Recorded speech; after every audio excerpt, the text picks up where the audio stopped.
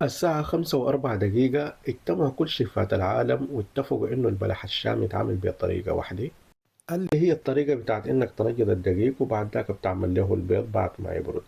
بس كانت جمهورية السودان لها رأي آخر، قامت من الترابيزة وقالت لا، أنا حعمل بطريقتي الخاصة. فخلونا نشوف الطريقة السودانية. في الأول أضفت 2 كاسة بتاعت سكر وعليهم 2 كاسة بتاعت موية. بعد ذاك أسيبهم يغلوا على النار لمدة 7 دقيقة. قبل ما أطفي النار بدقيقة أضفت عليها الفانيليا.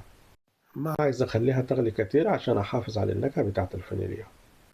وخليت الشرية لغاية ما تبرد. المكونات عندي: دقيق، باكنج بودر، ملح، تلت كاسة بتاعت زيت. هيستخدم نفس الكاسة بتاعت المقادير بتاعتي دي. بالنسبة للدقيق استخدمت 3 كاسة، وبالنسبة للباكنج بودر كان 16 جرام ما يعادل معلقة، ودي رشة الملح. بعد كده أضفت الباكنج بودر بتاعي، فضلت أخلط. بالنسبة للموية استخدمت كاسة واحدة بنفس كاسة المقادير بتاعتي دي. لميت العجين بتاعي وبعد كده خليته يرتاح. ربع ساعة كافية جدا لأنه بباكنج بودر ما خميرة. التقطيع اختياري، ممكن أعمل شكل رول وقطعها بعد ذاك بسكين. أنا قطعتها بالملعقة الصغيرة عشان الأحجام بتكون قريبة لبعض.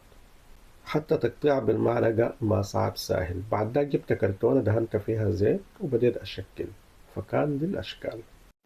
تاخد العجينة في الكرتونة وبعد ذاك تلفها من الطرف عشان تديك الشكل الجميل ده.